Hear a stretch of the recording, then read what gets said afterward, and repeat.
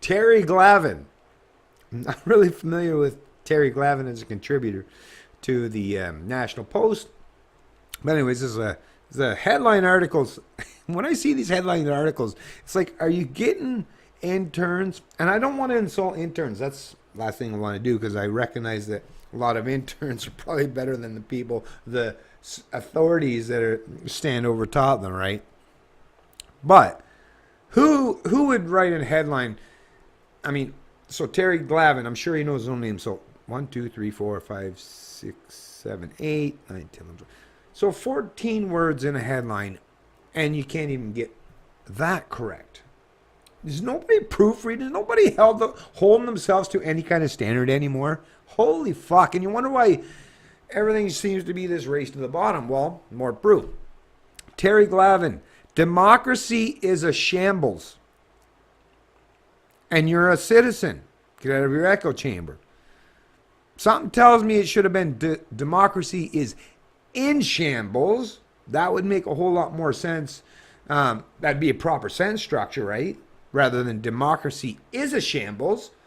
I've never heard that ever used in that kind of sentence structure before. But like I say, I guess I'm out of the loop with some of the new invented language that people are trying to use nowadays to propagate bullshit narratives. But in reality, it should be democracy is in shambles. Terry Glavin, okay?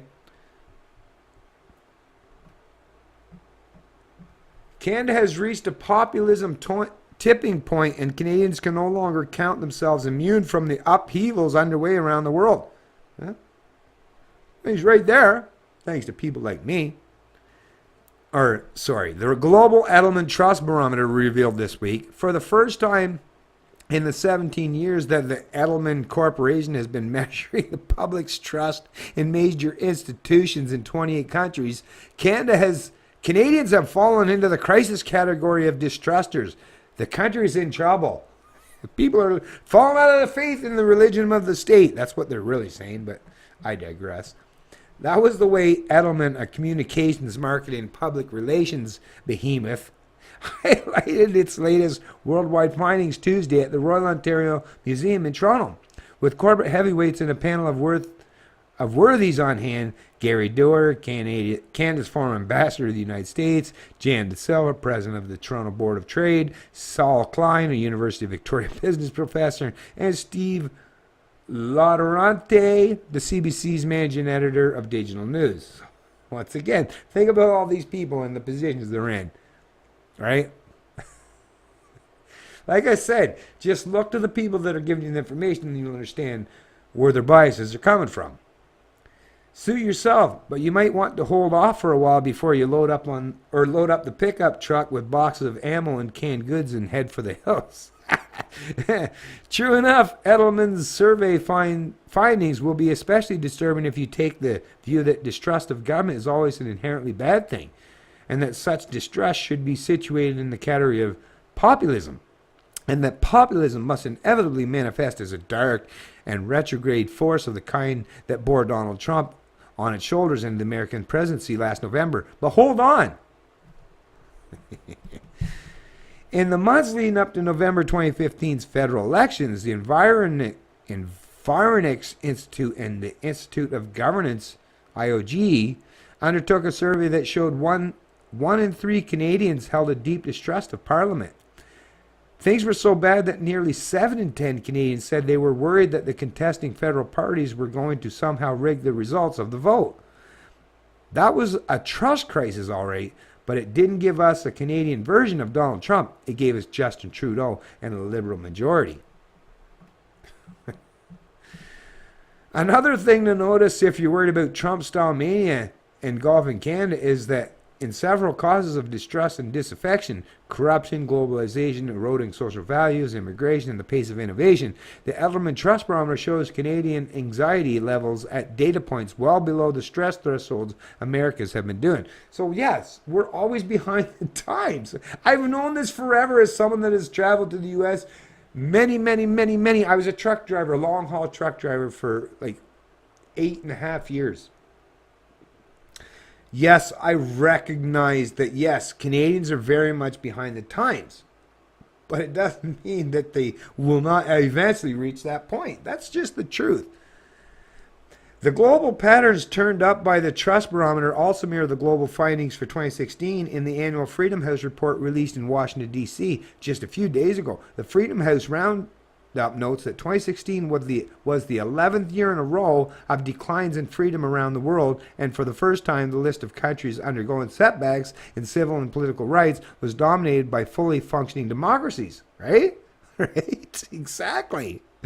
Free, quotations, countries such as the United States, Brazil, Denmark, and France account for a larger share of reversals than in any year since 2006.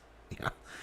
The Trust Barometer, meanwhile, reports a systemic loss of faith in government among the citizens of Western-style democracies. The ultimate effort also more or less echoes what the McGill Institute for the Study of Canada revealed last week in its own survey-based analysis of Canadian public opinion.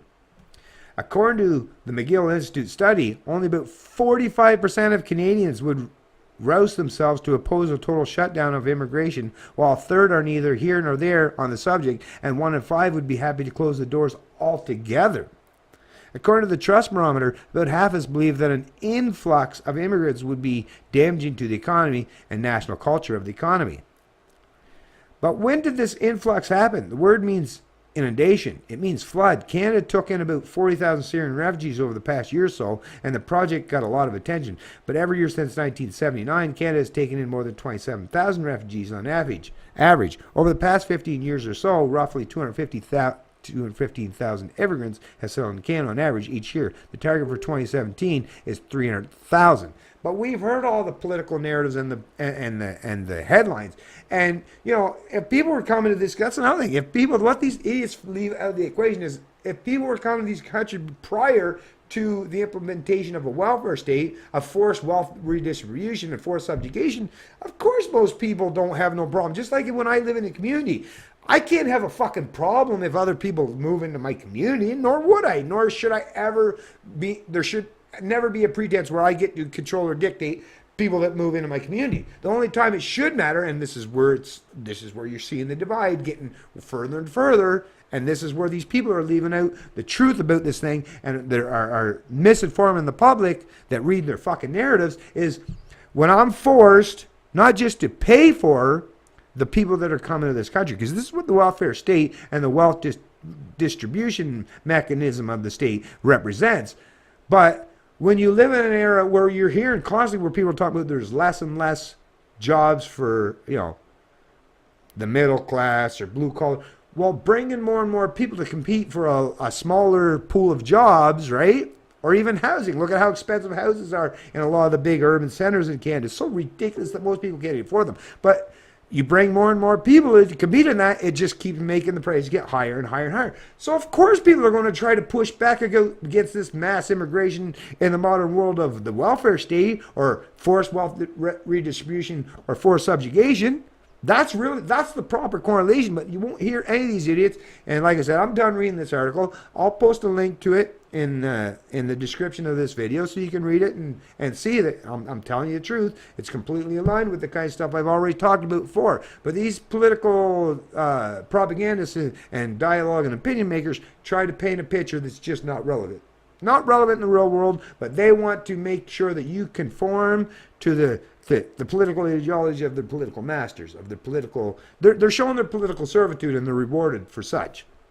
It's up to us to stand up against this shit so that they don't get to put this forward. But let me just reiterate, lastly, Terry Glavin, National Post, democracy is in shambles, and you're a citizen. Get out of your echo chamber.